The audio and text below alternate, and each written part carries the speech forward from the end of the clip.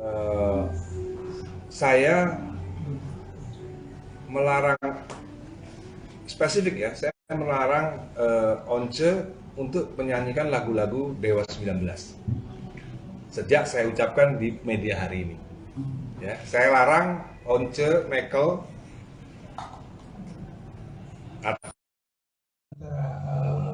undang-undang dan aturan-aturan yang berlaku. Itu bisa dilakukan. Tapi yang saya terus terang kecewa adalah pembentukan opini bahwa saya itu bersalah. Saya sama sekali menentang itu.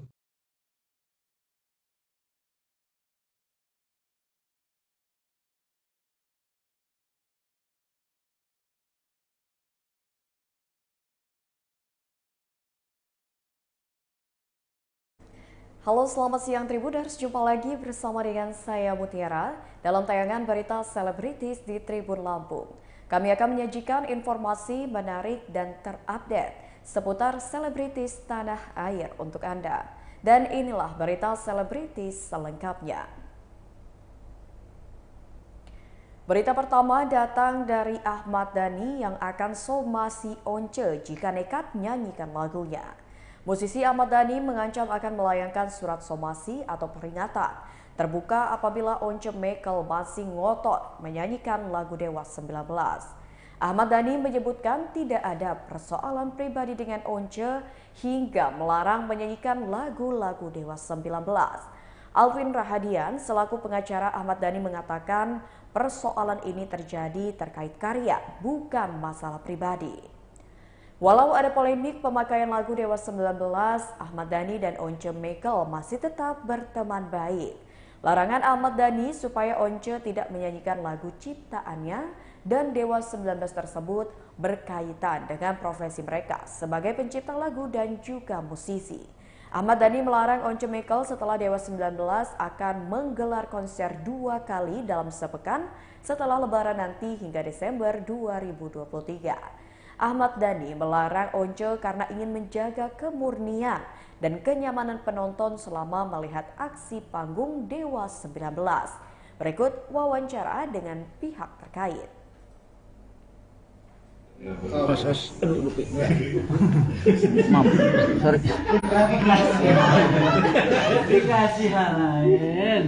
Jadi hari ini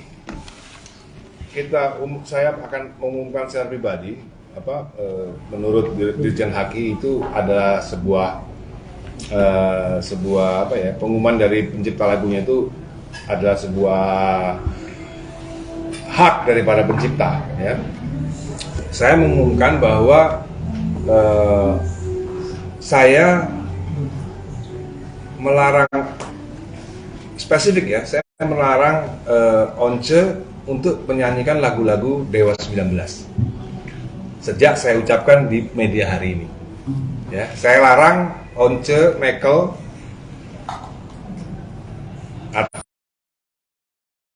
karena Dewa saat ini sedang melakukan tour setelah Lebaran itu setiap minggu 2 kali tour bersama Dewa 19. Jadi tidak boleh ada konser-konser yang lain yang mengganggu yang menggunakan lagu-lagu Dewa. Gitu. Spesifik ya, dengerin ya. Once dilarang menggunakan lagu-lagu Dewa untuk performer menjadi dalam konsernya. Lagu-lagu Ahmad Dhani yang lain boleh. Ya, khusus lagu Dewa. Lagu-lagu Ahmad Dhani yang lain boleh. Lagu-lagu saya yang ada di Triad atau lagu-lagu saya yang ada di Ahmad Band atau lagu-lagu saya yang ada di Reza Artamevia itu boleh. Spesifik Dewa yang tidak boleh, karena Dewa, saya menjaga marwah Dewa, juga menjaga kemurnian daripada konser-konser Dewa yang kita adakan setelah Lebaran seminggu 2 kali. Sampai kapan, Mas? Sampai saya ngumumin lagi nanti. Karena konsernya sampai Desember ini Dewa full setiap weekend 2 kali. Jadi saya nggak mau ada yang namanya Once nyanyi lagu Dewa di konser mana, karena itu mengganggu konser Dewa sendiri gitu. Saya punya sama IO yang menyelenggarakan konser Dewa itu kita memberikan privilege lah bahwa hanya IO Dewa 19 yang bisa menampilkan lagu-lagu karya Dewa 19. Jadi ingat ya, Once tidak boleh nyanyi lagu Dewa 19, nyanyi lagu saya yang lain itu boleh. Ya, gitu. Berarti memang sampai Desember Dewa 19 konser tanpa adanya Once juga Mas Nani? Tidak. Oke, teman-teman, tolong pertanyaannya ke arah yang kita konser tanggal 2. Ya. Apa nih? Tolong dulu deh. Nanti pada akhir nanti akan tutup berita ini. Tolong saja tolong sekali lagi.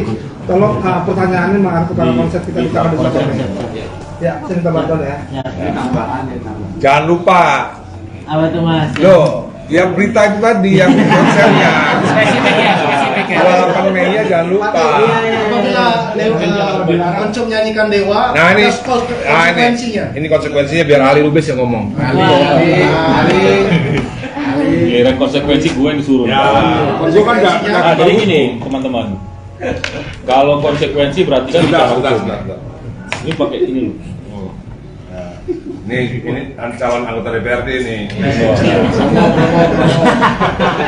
Ya, jadi singkat aja ya, karena bicara konsekuensi tentu kalau berdasarkan undang-undang tentu ada konsekuensi, baik itu perdata maupun pidana. Dari pidananya singkatnya saya baca itu ada di pasal 113 Undang-Undang Hak Cipta. Pasal 113 Undang-Undang Hak Cipta, dan itu ada sanksi pidananya kalau dia melanggar pasal 9 ayat 1 huruf C, D, E, dan H, itu pidananya 3 tahun. Dan itu dendanya sekitar kurang lebih 500 juta.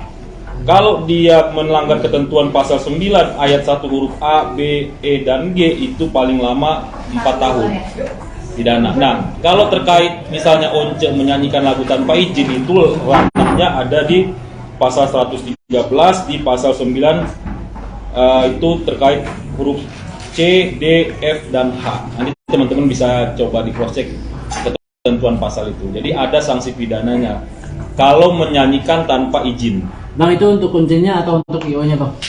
Sebetulnya kalau license itu bicara sehari ini sudah baik CEO maupun si personal, karena undang-undang itu nggak ada bisa kena. Misalnya kayak gini, Ahmad Dhani sudah menyerahkan kuasanya kepada WAMI, maka harus izin ke WAMI. Jadi jangan salah kaprah, royalti itu kan imbalan jasa setelah melakukan pemanfaatan. Tapi kalau nggak ada izin, kena. Jadi izin nyanyi dulu keluar, baru lu diizinkan, baru bayar royalti. Nggak boleh main nyanyi aja, udah itu nggak bayar royalti, itu tambah parah. Gitulah kira-kira singkat. Kabar selanjutnya datang dari Once Mekel yang sakit hati pasca dilarang nyanyikan lagu Dewa 19 oleh Ahmad Dhani. Penyanyi Once mengaku sakit hati setelah dilarang Ahmad Dhani untuk menyanyikan lagu-lagu Dewa 19. Pemilik nama asli Elfonda Mekel itu menyebutkan larangan Ahmad Dhani sudah berlebihan. Apalagi Once Mekel merasa punya andil selama menjadi vokalis Dewa 19. Usai mendengar larangan tersebut, Once Mekel hanya akan menyanyikan lagu Cemburu milik Dewa 19. Once merasa punya hak untuk menyanyikan lagu Cemburu. Sebelum Ahmad Dhani melarangnya, pemilik nama asli Elfonda Mekel itu tidak pernah membawakan banyak lagu Dewa 19 saat sedang tampil solo. Once biasanya paling banyak hanya menyanyikan 3 lagu Dewa 19 setiap penampilannya. Menurut Once, tidak seharusnya Ahmad Dhani mempermasalahkan jika ia menyanyikan lagu Dewa 19. Apalagi Once meyakini Dewa 19 lebih terkenal dibanding dirinya. Berikut keterangan dari Once Mekel. Ya, jadi memang seperti itu mekanismenya. Pasal 23 itu dan pasal 87 di Undang-Undang Hak Cipta itu merupakan lex spesialis derogat lex generalis atau sesuatu yang khusus yang ada di atas yang umum dalam konteks Undang-Undang Hak Cipta nomor 28 tahun 2014. Masyarakat harus tahu bagaimana membaca undang-undang itu. Tadi seperti kata Mas Panji, jika kamu tidak tahu membaca undang-undang itu menjadi kacau sekali. Penuh dengan pertentangan-pertentangan yang sebenarnya nggak perlu. Ya. Saya nggak mengatakan bahwa undang-undang itu sempurna. Yang sempurna itu hanya Bisa Tuhan. di judicial review kok. Ya kan? Bisa di judicial review. Apa? Judicial review. Sorry, judika sih. Judicial review itu bisa dilakukan ketika kita tidak merasa puas dengan satu aturan atau kita merasa ada pertentangan di antara undang-undang dan aturan-aturan yang berlaku. Itu bisa dilakukan. Tapi yang saya terus terang kecewa adalah pembentukan opini bahwa saya itu bersalah. Saya sama sekali menentang itu. Dan saya ingkarkan lagi, saya bukan tipe orang yang menentang hukum. Ya. Saya ikut hukum. Bahkan kalaupun ada perubahan apapun dalam undang-undang hak cipta, kemanapun dia berubah saya ikut. Kayak misalkan kalau tarifnya dari 2% meningkat, itu lo juga mau dukung? Iya dong. Karena kan kecil banget buat kalau sudah ketok palu oleh pemerintah, oleh DPR, kita udah disahin ya. Ya meskipun tentu kita bisa perubahan yang konstruktif, artinya tidak destruktif. Ya.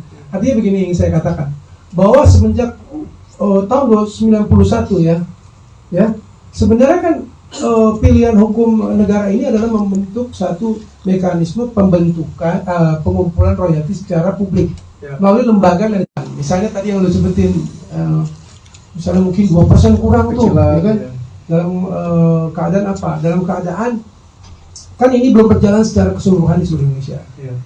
Saya juga setuju. Saya setuju untuk itu diperbesar. Kenapa? Karena 2% dari nilai tiket itu kecil ya. Ini paling tidak dalam hubungannya dengan waktu sekarang. Ketika aturan ini belum berjalan secara masif. Artinya hanya sedikit yang terkumpul. Akibatnya apa? Bukan hanya pencipta saja yang dapat sedikit, tapi lembaga pengumpulnya juga dapat uang sedikit. Ya. Jadi ini bukan saya mendorong, tapi kita bisa pertimbangkan untuk bisa konsolidasi lah. Dinaikkan, diperbaiki melalui konsolidasi kita semua stakeholders yang ada di industri musik, apakah itu pencipta, organisasi penyanyi atau IO, promotor. Kan mungkin promotor nggak gampang terima itu. Dia bilang mungkin waduh kemahalan dong. Nah ini harus dikonsolidasikan dulu, sampaikan lalu bagaimana. Itu penting karena tadi saya bilang konteksnya belum. Kita percaya kalau ini 2% sudah menyeluruh, apa yang didapatkan oleh pencipta itu jauh lebih besar karena Indonesia itu punya 60 juta ya. Pengumpulan royalti musik itu lewat pertunjukan lagu ya, termasuk dalamnya penggunaan 100 M ya, mungkin nggak nyampe 80 ya, sekitar 80. Itu pun yang saya tahu ya, kebanyakan hanya melalui karaoke itu yang paling banyak memberikan kontribusi karena bisnis mereka berhubungan dengan lagu. Tapi artinya yang ingin saya katakan ada potensi besar ya jika kita ini nggak pecah belah begitu dalam merancang satu konstruksi hukum yang tertib dan bagus dan fair untuk semua.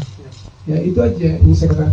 Jadi teman-teman yang merasa mungkin ini ada yang harus dirubah, ayo kita bicarakan sama-sama konstruksi hukumnya, kita sampaikan apa sih yang perlu dirubah. Tapi ingat, setiap pilihan hukum yang kita ambil itu memiliki konsekuensi. Kalau ada penagihan secara pribadi-pribadi kepada penyanyi, yang bisa terjadi adalah kita akan kekurangan penyanyi bagus. Ya, karena takut ya udah. Karena takut dengan tagihan yang akan dilakukan oleh pencipta. Demikian juga dia akan akhirnya mencoba membawakan lagunya sendiri, yang mungkin nggak sebagus daripada kalau temennya yang pencipta itu yang membuat. Nah si pencipta juga karena nggak temenan sama penyanyi, dia akan membawakan sendiri lagunya, gitu kan. Artinya yang saya katakan itu mutualisme kerjasama itu. Meski sudah cerai, Ola Ramlan akan bukber dengan mantan suami. Hubungan rumah tangga Ola Ramlan dan Alvar Hutapea memang sudah berakhir pada 6 Juni 2022 lalu. Meski begitu, keduanya masih menjalin hubungan yang baik dan masih sering berkomunikasi. Bahkan, Ola mengungkapkan bahwa ia berencana untuk buka puasa bersama dengan mantan suaminya. Belum diketahui kapan keduanya akan melakukan buka puasa bersama, namun Ola akan segera membuat janji dengan Alvar. Ola juga berjanji akan mengunggah momen tersebut di Instagram pribadinya. Menjalani bulan Ramadan tanpa suami, Ola juga mengaku tidak merasakan adanya perbedaan. Malah artis berusia 43 tahun ini justru lebih bisa fokus menikmati bulan yang penuh keberkahan. Berikut wawancara dengan Ola Ramlan.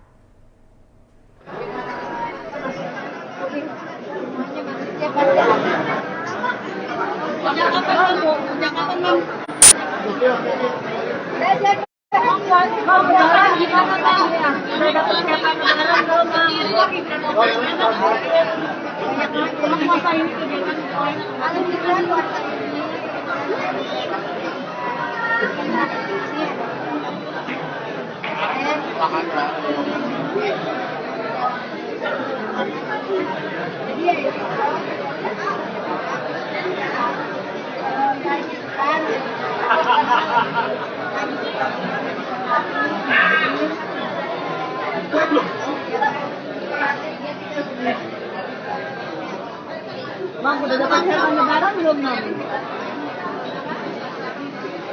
Belum. Ya,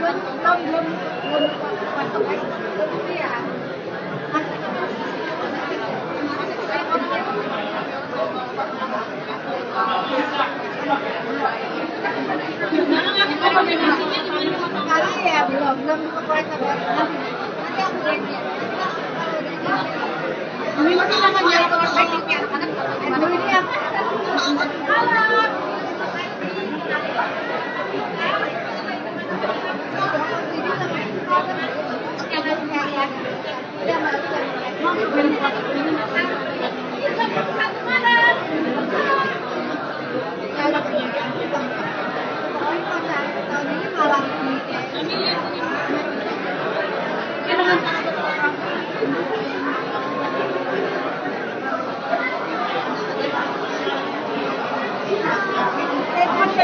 Makasih ya. Makan ayam saya juga ada.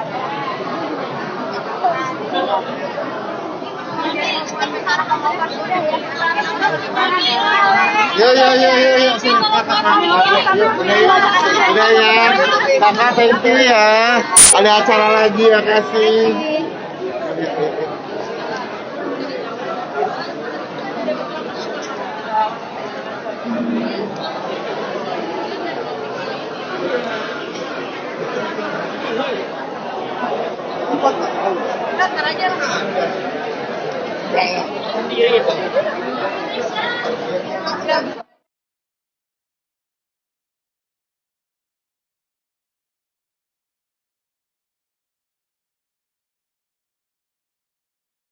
Kabar selanjutnya datang dari Ivan Gunawan yang ingin berhenti menjadi seorang artis.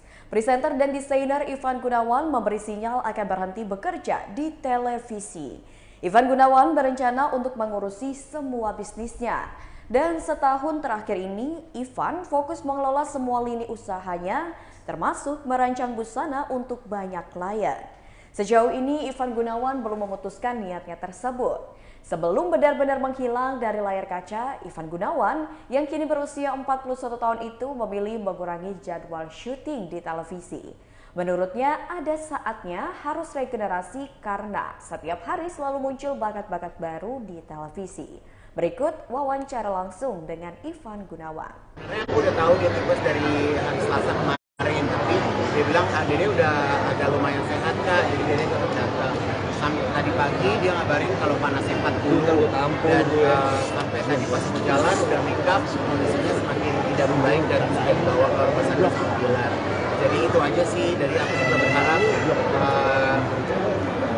Lesti bisa cepat pulih, sehat lagi.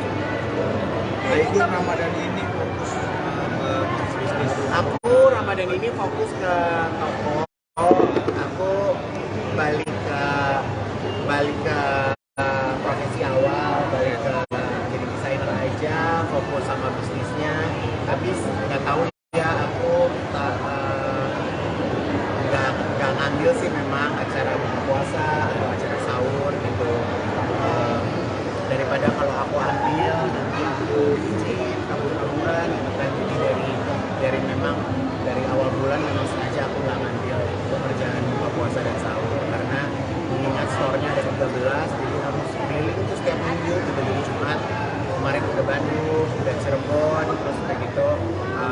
kan kita mau ke Surabaya, mau ke Jogja, jadi ya alhamdulillah ada toko, jadi bisa roadshow sambil promosiin koleksi busana hari raya. Nah, memang juga dipikirin kalau kami lagi Jadi pengalaman Ramadan tahun lalu, aku mengisi acara buka puasa, terus acara sahur juga, itu kan rata-rata acara komedi ya. Nggak tahu ya, aku semakin bertambahnya usia, aku kayaknya makin gak lucu gitu. Makin gak lucu, terus kayak bingung mau tahu apa gitu. Sedangkan aku bekerja dengan teman-teman yang memang mendedikasikan pekerjaannya untuk menghibur gitu kan, kayak komedi dan segala macam. Menurut aku ya lebih memilih pekerjaan yang memang sudah ada kayak bisnis gitu kan. Nah, selebihnya aku fokus di karir aku karena sekarang ini aku lagi juga buat gelaran Miss Medan di bulan Mei dan Juni besok, jadi ya fokus di sini. Tawaran alhamdulillah banyak, tawaran alhamdulillah nggak pernah putus karena aku alhamdulillah karir di TV sampai hari ini nggak pernah putus stripping ya, jadi alhamdulillah ada aja gitu. Memang dari bulan-bulan lalu, dari zaman aku healing sih sebenarnya dari Oktober, November, Desember tahun kemarin memang udah bilang sama TV memang nggak mau ambil acara saya. Bukan berarti pensiun dari dunia TV kan ya? Kalau pensiun kayaknya memang sudah harus dipikirkan itu kapan, tapi kabar terakhir datang dari Kartika Putri ajak sang anak untuk fashion show. Di bulan Ramadan 2023 ini, sejumlah artis pun menjalankan ibadah puasa di tengah kesibukannya. Tak terkecuali keluarga artis Kartika Putri yang juga beribadah puasa di bulan suci Ramadan. Kini kegiatan puasa keluarga Kartika Putri tengah menjadi bahan pembicaraan netizen. Dalam sebuah video singkat, anak Kartika Putri mengungkap bahwa ia berpuasa selama bulan Ramadan. Khalisa tengah bangun untuk sahur dan berpuasa selama bulan Ramadan. Dan tak hanya itu saja, belakangan ini bahkan kemarin pun Kartika Putri mengajak sang anak untuk melakukan fashion show bersama dengan dirinya. Berikut wawancara dengan Kartika Putri. Meskipun nggak ngeluarin produk buat anak kecil, tapi dijadiin khusus buat Khalisa. Makanya hari ini Khalisa ikut fashion show. Seneng nggak fashion show? Oh, masa kedengeran kok? Tadi gayanya gimana pas di depan fashion show? Yeah. Oh gitu.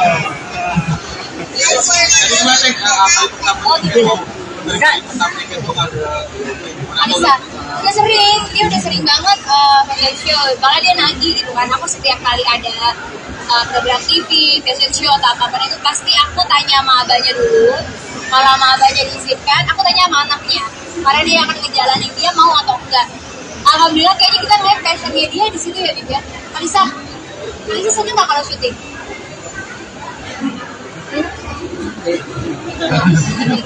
Kalau fashion show seneng nggak? Ya Allah, lagi puasa uktinya jadi nggak apa-apa.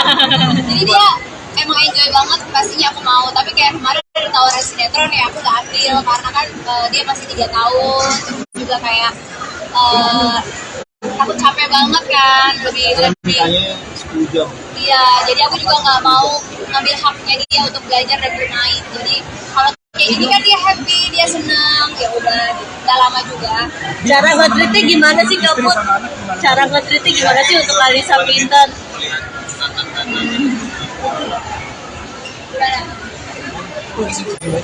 Gimana? Habib gimana kalau Kenapa kalau masih kecil lagi di masalah?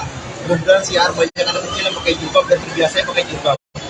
Jadi ketika berdakwah dimanapun tempatnya, kita pentingkan satu hal, dari kecil biasakan jilbab, nanti udah dewasa insya Allah berjilbab. Alisa insya Allah dari usia 6 tahun dia berjilbab. Wajib ya? Iya gitu, jadi kalau Alisa sih nggak ada nge-treat gimana-gimana ya, alhamdulillahnya dia kayak, kamu jangan di belakang nanti belajar-bacanya nanti. Alisa belajar dari siapa sih? Kayaknya sendiri deh, otodidak aja. Enggak lah, ngeliatin ibunya lah. Mungkin. Alisa coba kalau tadi pas